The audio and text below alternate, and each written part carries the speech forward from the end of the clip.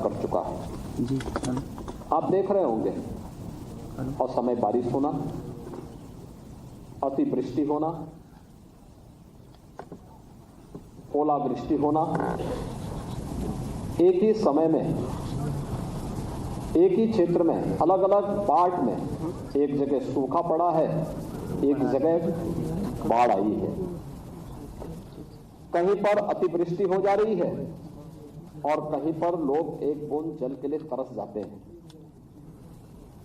दोनों नुकसानदायी है, अति सर्वथा वर्जित।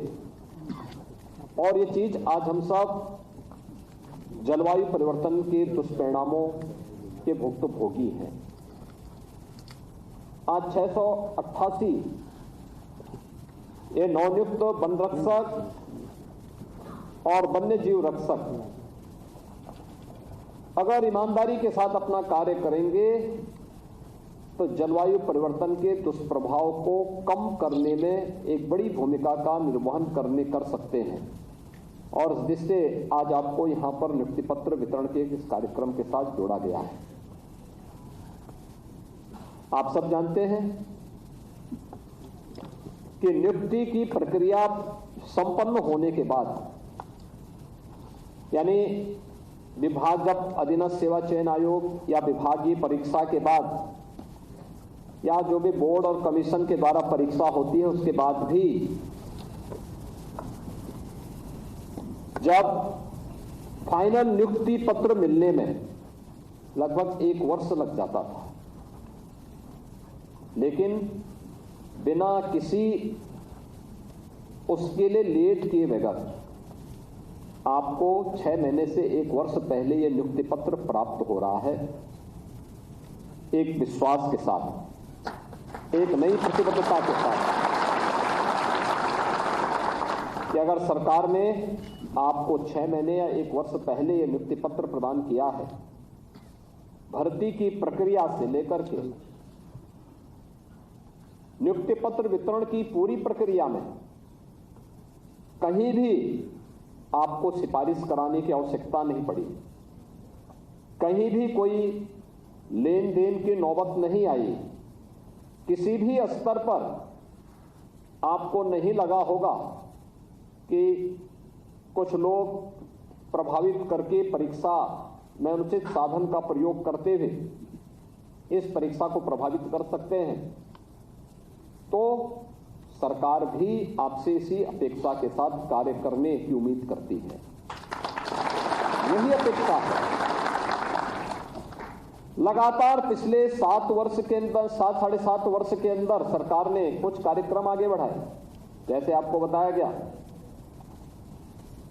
कि आज हमारे सामने जलवायु परिवर्तन के सामने जो सबसे बड़ी चैलेंज है वो घटते हुए जंगलों का है, वनाच्छादन का है। हमारे सामने जो चैलेंज है वह जलवायु परिवर्तन के लिए अनियंत्रित और अवैज्ञानिक अनियोजित विकास भी है। प्लास्टिक का बेतरतीब उपयोग भी है। ऐसे वस्तुओं का उपयोग जो पर्यावरण के लिए घातक हो सकता है, इन पर तमाम लगाम लगाने और रोकने के बावजूद फिर भी किसी न किसी स्तर पर इसका दुरुपयोग होता है। हम पहाड़ी क्षेत्रों में कभी जाने का अवसर प्राप्त होता है, देखते हैं वहां पर किसी भी सीजन में जाइए, जंगलों के बीच से धुआं उठता हुआ दिखाई देता है। जंगल जल रहे होते हैं, जंगल जलेंगे, पर्यावरण को भारी नुकसान होगा, भूस्खलन होगा, असमय तमाम जलवायु परिवर्तन के दुष्परिणामों का सामना न केवल वन्य जीवों को करना पड़ेगा बल्कि मानव भी उससे वंचित नहीं रह सकता। और यही कारण है कि वन के दायरे कम होने के कारण मानव वन्य जीवों के संघर्ष की नौबत भी आती है। और इसलिए आज से 7.5 वर्ष पहले हम लोगों ने इस कार्यक्रम का शुभारंभ किया था कि हमें वन आच्छादन बढ़ाना है। 2028-29 तक हमारा लक्ष्य है कि उत्तर प्रदेश जैसे राज्य में वन आच्छादन हम 15% तक कर सकें। इसके लिए प्रतिवर्ष हम रिकॉर्ड मात्रा में वृक्षारोपण के बड़े कार्यक्रम को आगे बढ़ाते हैं। बड़े पैमाने पर 210 करोड़ वृक्षारोपण का कार्यक्रम अब तक हम लोगों ने पूरा किया। अब याद करिए, हम वृक्षारोपण तो करते हैं, इनको बचाने की जिम्मेदारी, जन सहभागिता के साथ इस कार्यक्रम को आगे बढ़ाने का कार्यक्रम। और मुझे प्रसन्नता है कि पिछले 7-7.5 वर्ष में इसके अच्छे परिणाम आए हैं। तमाम अंतर्राष्ट्रीय संस्थाओं ने उत्तर प्रदेश के इस कार्य की प्रशंसा की, किसानों को इसके साथ जोड़ने के लिए प्रोत्साहित भी किया। लेकिन एक बड़ा दायित्व जो 647 वन रक्षक आज तैनात हो रहे हैं, नियुक्त हो रहे हैं, इनके ऊपर उनकी ट्रेनिंग के बाद यह दायित्व आने वाला है। दूसरा है पॉल्यूशन कंट्रोल बोर्ड में। पॉल्यूशन कंट्रोल बोर्ड एक बड़ी जिम्मेदारी का निर्वहन कर सकता है और वह भी ईमानदारी के साथ, पॉजिटिवली, जन सहभागिता के साथ जुड़ते हुए कैसे हम अपने दायित्वों का निर्वहन कर सकें। इस कार्यक्रम को भी हम लोग अच्छे ढंग से निर्वहन कर सकते हैं। इसके 41 इंजीनियर भी आज यहां पे तैनात हो रहे हैं। पॉल्यूशन कंट्रोल बोर्ड, आज आप देख रहे होंगे ज्यादातर नदियां जो हमारे जल की बेहतरीन स्रोत थी, इन नदियों का अस्तित्व खतरे में पड़ा हुआ दिखाई देता है। प्रधानमंत्री मोदी जी ने नमामि गंगे परियोजना के माध्यम से देश की सबसे पवित्रतम नदी गंगा नदी को उन्होंने अविरल और निर्मल बनाने के लिए नमामि गंगे कार्यक्रम का शुभारंभ किया था। उसके परिणाम सामने आए, लेकिन जन सहभागिता के माध्यम से इस कार्यक्रम को आगे बढ़ाना और जिम्मेदार जो संयंत्र हैं, फैक्ट्रियां हैं, कारखाने हैं या फिर म्युनिसिपल कॉरपोरेशन है, संगठन संस्थाएं हैं, इनको नदियों को प्रदूषण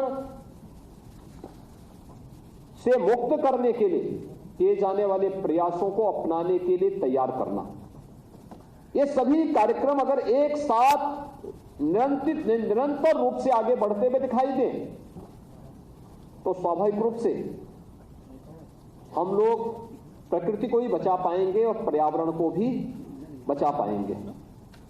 इसके साथ ही 647 जो वन रक्षक है, इनके साथ वन्य जीव रक्षक भी तैनात किए जा रहे हैं। एक बड़ा दायित्व होगा ये, क्योंकि जब एक और न केवल उत्तर प्रदेश में बल्कि देश के तमाम राज्यों में चीजें हमें इस सीजन में हर वर्ष देखने सुनने को मिलता है कि वन्य जीव हिंसक हो रहे हैं, वन्य जीव और मानव में आपस में संघर्ष के कारण जनहानि हो रही है। स्वाभाविक रूप से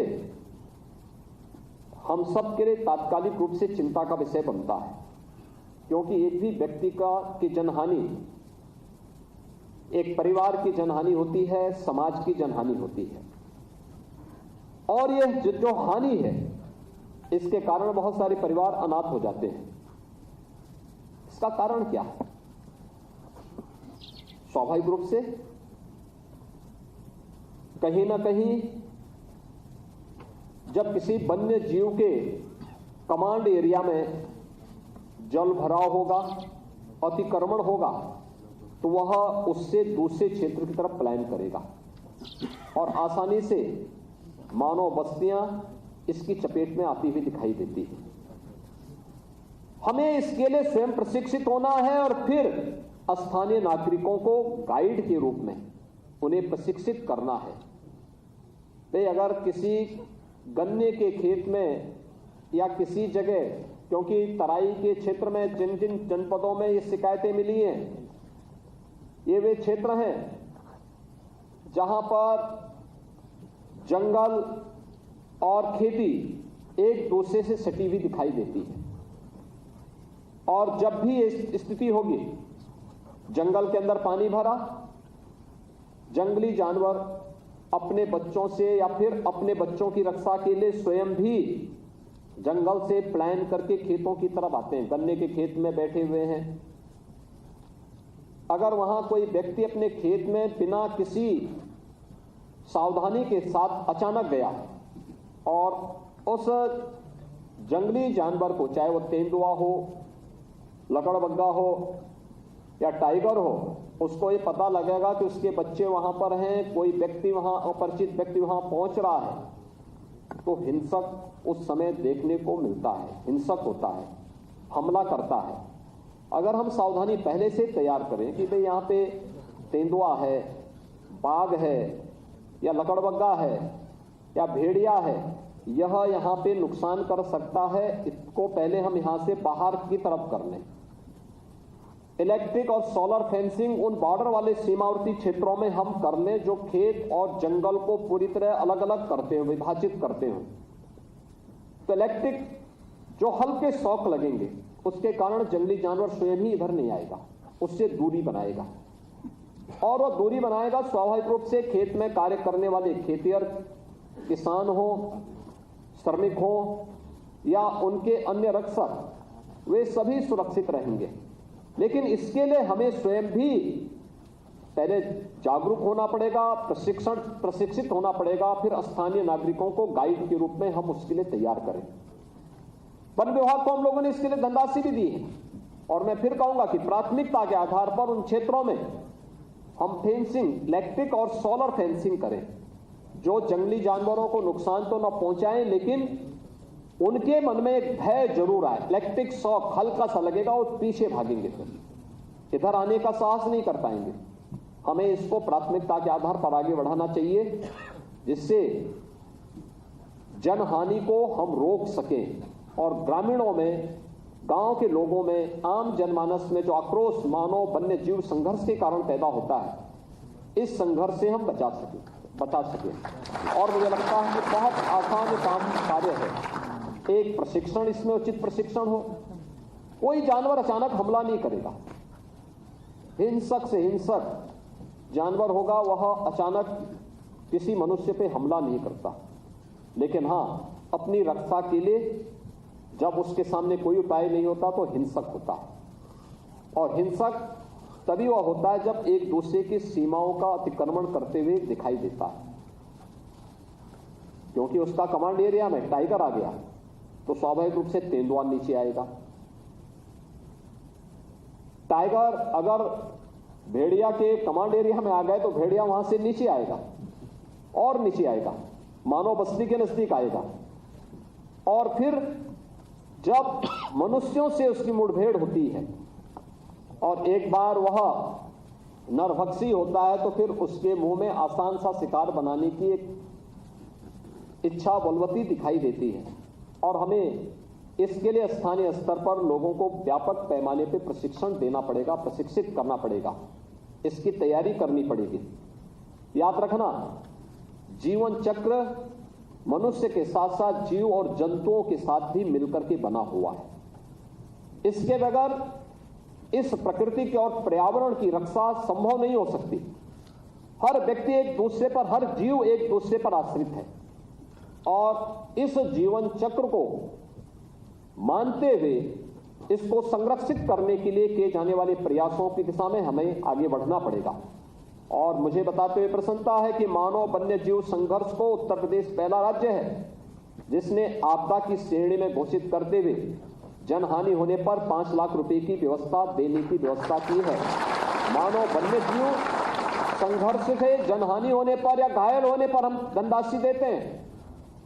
साथ साथ अगर सर्पदंश से भी किसी व्यक्ति की मौत होती है तब भी उसके लिए भी धनराशि, उसे भी आपदा की श्रेणी में लेकर उसे भी धनराशि उपलब्ध कराया जाता है। 5 लाख रुपए की सहायता तत्काल उस परिवार को उपलब्ध करवा दिया जाता है। एंटीस्नेक वेनम हर डिस्ट्रिक्ट हॉस्पिटल, सीएससी और सीएससी में रखने की व्यवस्था भी की गई है, लेकिन इस दिशा में व्यापक पैमाने पर कार्य किए जाने की आवश्यकता है। वनों को अवैध कटान को रोकने की आवश्यकता है। अवैध खनन जिसके कारण वनों को नुकसान होता हो उसको रोकने की आवश्यकता है। या फिर अनावश्यक रूप से बहुत बार ये देखने को मिलता है कि जो वन्य जीवों का शिकार करने वाले शिकारी हैं, ये भी सीमाओं का अतिक्रमण करते हुए जब हमारे क्षेत्र में घुसते हैं, हमें उसको सख्ती के साथ रोकना पड़ेगा। ऐसे लोगों के खिलाफ कार्रवाई भी करनी चाहिए। और ये अक्सर उत्तर प्रदेश के अंदर ऐसे लोगों के खिलाफ बड़े पैमाने पर कार्रवाई हुई। उसी का परिणाम है कि आज वनाच्छादन भी बढ़ा है। वन्य जीव, टाइगर हो, तेंदुआ हो या अन्य वन्य जीवों की संख्या भी यहाँ के जंगलों में बढ़ी है। लेकिन मानव वन्य जीव संघर्ष को हर हाल में रोकना, इसके लिए तात्कालिक उपाय भी करना, लेकिन स्थानीय नागरिकों को भी गाइड बना करके उन्हें प्रशिक्षित करने की दिशा में एक नए प्रयास को आगे बढ़ाने की आवश्यकता है। वहां पे इलेक्ट्रिक और सोलर फेंसिंग की दिशा में भी कार्य करना, इसके लिए ये हमारी प्राथमिकता होनी चाहिए। एक साथ मिलकर के अगर आप कार्य करेंगे, वन रक्षक के रूप में, वन्य जीव रक्षक के रूप में, पॉल्यूशन कंट्रोल बोर्ड के अभियंता के रूप में, तो जो इकोसिस्टम हमारा तैयार होगा वह लोगों के लिए एक मॉडल बन सकता है। और इस दिशा में सामूहिक प्रयास को आगे बढ़ाने की आवश्यकता है। अगर हम पेड़ भी लगा रहे हैं, अगर जन सहभागिता के साथ उसको लगाएंगे तो आप लगाने में योगदान देंगे, लेकिन रक्षा करने में वहां के स्थानीय नागरिक, स्थानीय ग्रामीण या शहरवासी उसमें योगदान देंगे। वे उसको बनाने का, उसको सुरक्षा करने में, उसके संरक्षण में अपना योगदान देंगे।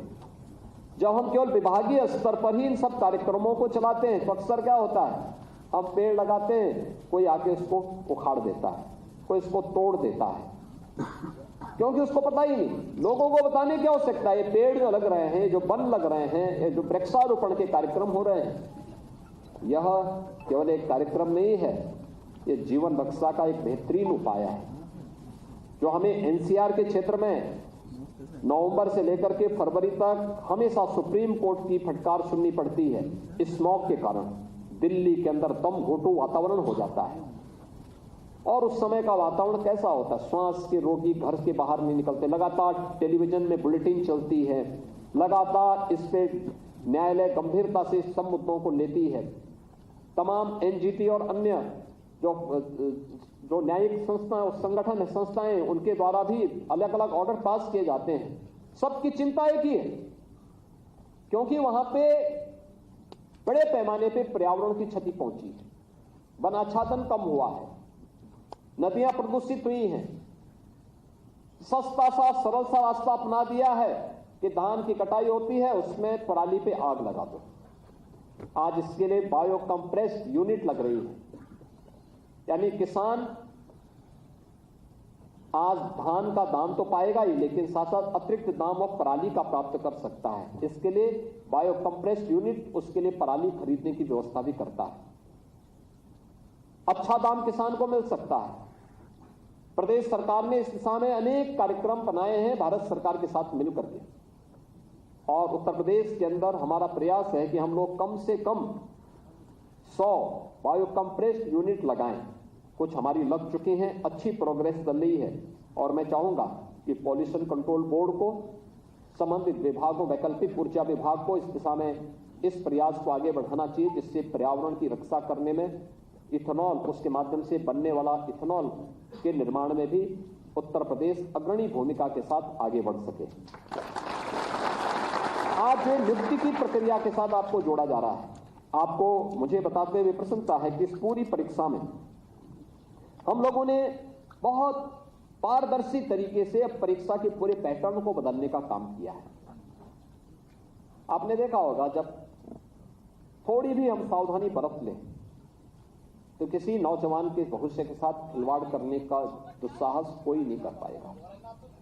इसके लिए प्रदेश सरकार ने पूरी पारदर्शी तरीके से नियुक्ति की प्रक्रिया को आगे बढ़ाने का कार्य किया है और इसके लिए हमने सार्वजनिक परीक्षा में अनुचित साधनों की रोकथाम अधिनियम 2024 को लागू किया है, जिसमें हम लोगों ने, चाहे वो नकल माफिया हो, सॉल्वर गैंग हो या पेपर लीक जैसी गतिविधियों में लिप्त ऐसे तत्वों के खिलाफ कार्रवाई करने के लिए, यहां तक कि उसके 1 करोड़ रुपए तक का जुर्माना और आजीवन कारावास तक का प्रावधान हमने इस एक्ट के माध्यम से ऐसे तत्वों के खिलाफ किया है।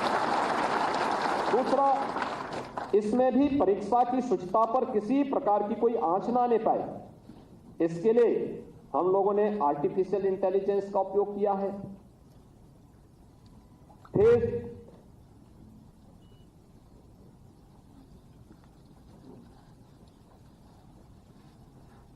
रिकॉग्निशन का जो हमारा बायोमेट्रिक सिस्टम है, इसका बेहतरीन उपयोग किया है और हर एक सेंटर पर, परीक्षा के जितने भी सेंटर हैं प्रदेश में, जितने भी सेंटर बनते हैं, वहां बैठने वाले जो अभ्यर्थी होंगे उनको नहीं पता होता होगा, लेकिन सीसीटीवी कैमरे ऐसे लगाए जाते हैं कि एक एक सीसीटीवी कैमरे को हम लखनऊ में बैठ करके स्क्रीन पर मॉनिटर कर सकते हैं कि ये परीक्षार्थी वहां बैठा हुआ है, इधर उधर क्यों झांक रहा है। यहीं से मैसेज चला जाता है और फिर वहीं पे कार्रवाई होती है। उसको नहीं पता होता है कि ये कोई कार्रवाई हो रही है, या कोई वहां पे अभ्यर्थी के साथ साथ कोई परीक्षक किसी कदाचार में लिप्त पाया जा रहा है, तो यहीं से ही उसके खिलाफ एक्शन की कार्रवाई शुरू हो जाती है। तो इसको उस रूप में सीसीटीवी कैमरे से भी आच्छादित करने के कार्य के साथ जोड़ा जाता है और उसी का परिणाम है कि आपने अभी हाल ही में देखा होगा कि कैसे 60,200 पुलिस कार्मिकों की भर्ती की परीक्षा को हमने प्रदेश के अंदर सकुशल संपन्न किया है। पहली बार किसी सिविल पुलिस ने, दुनिया की किसी भी सिविल पुलिस ने इतनी भर्ती की प्रक्रिया एक साथ संपन्न की हो और भर्ती की प्रक्रिया में कहीं कोई आंच नहीं, पारदर्शी तरीके से। और हम लोगों ने तय किया, अभी तो ये आज यहां पे 688 पदों पर नियुक्ति पत्र वितरित हो रहे हैं, लेकिन हम अगले 6 महीने के अंदर 40,000 ऐसी भर्तियां हैं जो अधीनस्थ सेवा चयन आयोग के माध्यम से नियुक्ति पत्र के साथ जिनको हम जोड़ने जा रहे हैं।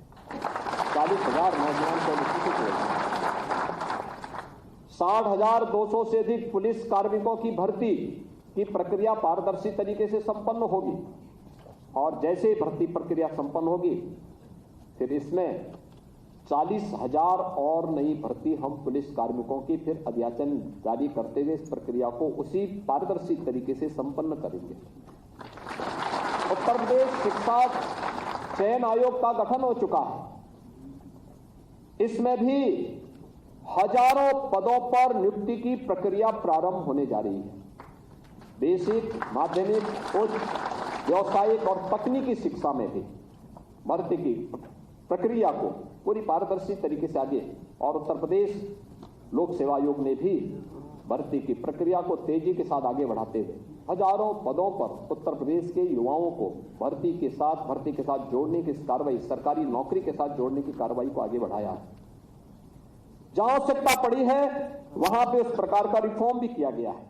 जैसे आज 647 ये वन रक्षक और वन्य जीव रक्षकों की तैनाती हुई, इनको इनकी लिखित परीक्षा भी हुई, लेकिन साथ साथ 4 घंटे में 25 किलोमीटर की दौड़ भी इनकी हो, यह प्रक्रिया भी इसके साथ जोड़ी गई है। और मुझे लगता है कि ये प्रक्रिया एक चुनौतीपूर्ण प्रक्रिया है।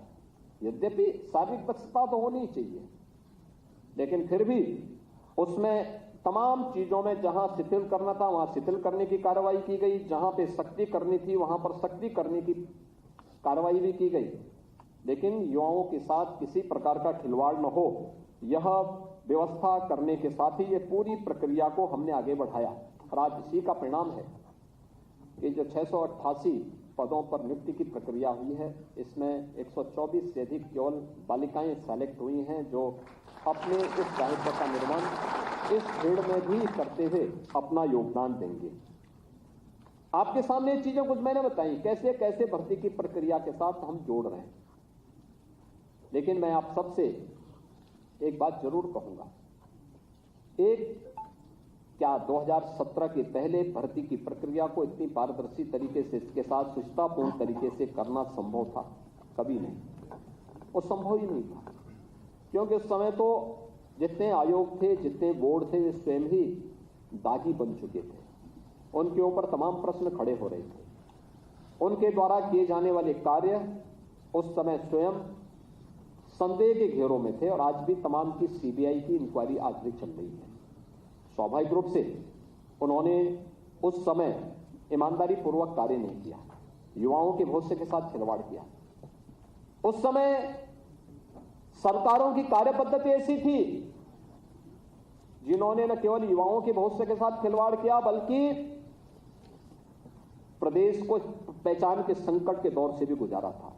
यही प्रदेश है 2017 के पहले युवा, उत्तर प्रदेश का युवा जब उत्तर प्रदेश के बाहर जाता था, पहचान के संकट के दौर से गुजरता था। लोग बोलते थे, अगर कहीं पूछ लिया किसी ने कहां से आए हैं और अगर उसने उत्तर प्रदेश बता दिया तो ये मान के चलिए कि उसको होटल तो बात की, यानी होटल की बात तो दूर, वहां तो लोग व्यक्ति पेड करके जाता है, तब भी होटल में भी रूम नहीं मिलता था और धर्मशाला में तो खैर रखने का कोई प्रश्न ही नहीं होता था। लोग भगा देते थे, कहते नहीं भैया हमारे यहाँ जगह नहीं है, किराए पे कमरे नहीं मिल पाते थे। कौन लोग थे जिन्होंने पहचान का संकट खड़ा किया था?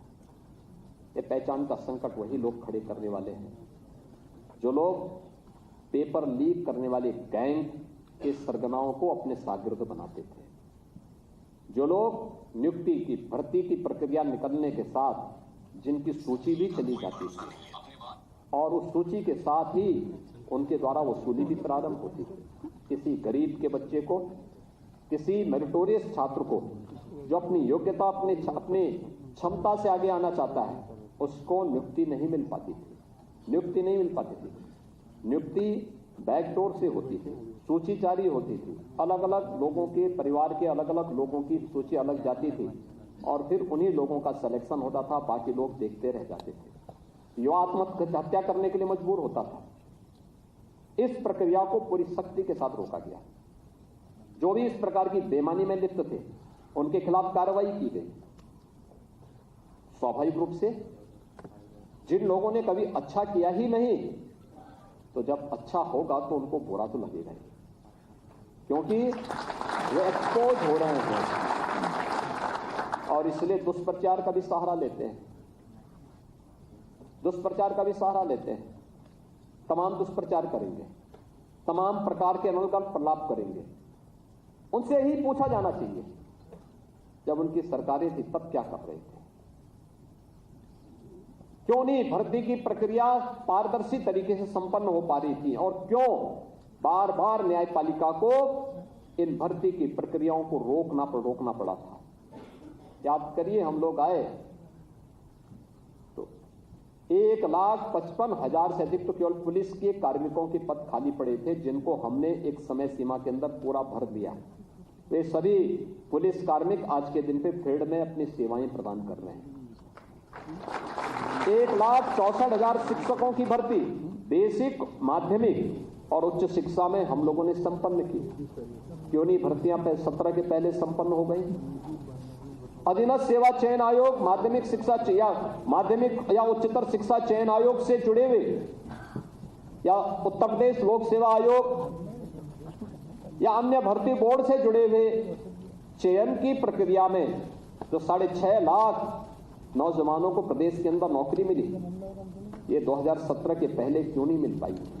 कारण था 2017 के पहले न सरकार की भर्ती की कोई नीति थी, न नीयत अच्छी थी, भ्रष्टाचार और अनावश्यक रूप से घूसखोरी उनकी पहचान बन चुकी थी। आज उससे प्रदेश को मुक्त किया गया है, सख्ती से ऐसे तत्वों के खिलाफ लगाम कसी गई है। तो स्वाभाविक रूप से जब गिरोह का कोई व्यक्ति परेशान होगा तो गिरोह के सरगना को तो परेशान होना स्वाभाविक है, और वो परेशान होंगे तो कुछ न कुछ तो बोलेंगे। भाई आप हमने देखा बड़े बड़े डकैत और अपराधी जब पकड़े जाते हैं वो कभी नहीं कहता साहब मैं इसमें दोषी हूं। वो अभी अंतिम दम तक, जब तक उसको प्रमाण नहीं दिखा दिया जाता है कि देखो भाई तुमने ये कृत्य किया, वो कहता साहब मैंने नहीं किया है। फिर उसको फुटेज दिखाए जाते हैं, अरे देखो ये सब क्या है, कहता हाँ साहब गलती हो गई। तो यही करते हैं, ये वही लोग हैं जो गलती करते हैं स्वीकार नहीं करेंगे, लेकिन इनको इनके फुटेज दिखाने पड़ते हैं, बताने पड़ते हैं और फिर इनको एहसास कराना पड़ता है तुमने गलती की है और इसीलिए प्रदेश की जनता बार बार तुम्हें ठुकरा रही है, बार बार ठोकर मार रही है। और इसीलिए मैं आज आप सबसे कहूंगा कि जिस ईमानदारी और शुचितापूर्ण तरीके से आपको नियुक्ति की प्रक्रिया के साथ जोड़ा जा रहा है, यह नियुक्ति एक नए उत्तर प्रदेश की आधारशिला रखने की प्रक्रिया है। यह नए भारत का नया उत्तर प्रदेश जो 2017 के पहले भारत के विकास का बैरियर था, आज बैरियर नहीं बल्कि भारत के विकास का, प्रधानमंत्री मोदी जी के विजन का एक ग्रोथ इंजन बनकर के भारत के विकास में अपना योगदान देगा। और $1 ट्रिलियन की इकोनॉमी बनाने के लिए हर विभाग की सामूहिक जिम्मेदारी, विकास भी कराना है लेकिन नियोजित हो, वैज्ञानिक हो, पॉल्यूशन फ्री हो। हम ऐसा विकास कराएंगे जहां पर विकास का लाभ भी लोक कल्याण के लिए मिले, योजनाओं का लाभ भी लोगों को मिले, लेकिन हम पर्यावरण के संरक्षण के उत्तरदायित्व को भी अपने ऊपर लेकर के तेजी के साथ आगे बढ़ा लें। और ये संभव है, हम सब मिलकर के इस दिशा में सामूहिक प्रयास करेंगे तो इसके परिणाम आएंगे। आज के इस अवसर पर इस भर्ती की प्रक्रिया को समयबद्ध तरीके से आगे बढ़ाने के लिए अधीनस्थ सेवा चयन आयोग को जैसे धन्यवाद देता हूं। मैं इस अवसर पर धन्यवाद देता हूं वन विभाग को, जिन्होंने एक समय सीमा के अंदर सारी प्रक्रियाओं को पूरा करते हुए 688 वन रक्षक, वन्य जीव रक्षक और पॉल्यूशन कंट्रोल बोर्ड के 41 इंजीनियर्स को आज नियुक्ति पत्र के साथ जोड़ा गया है। और अंत में मैं आप सभी को, जो अभ्यर्थी हैं जिन्हें नियुक्ति पत्र प्रदान किया जा रहा है, उन सभी को, आपके अभिभावकों को, माता पिता को और जो भी आपके मित्र और शुभचिंतक हैं, उन सबको भी मैं इस तरह से बधाई देता हूं। आपका जीवन मंगलमय हो और प्रदेश के विकास के लिए आप सबका योगदान निरंतर प्राप्त हो, इस विश्वास के साथ मैं अपनी शुभकामनाएं देता हूं। धन्यवाद। जय हिंद। बहुत बहुत साधुवाद माननीय मुख्यमंत्री।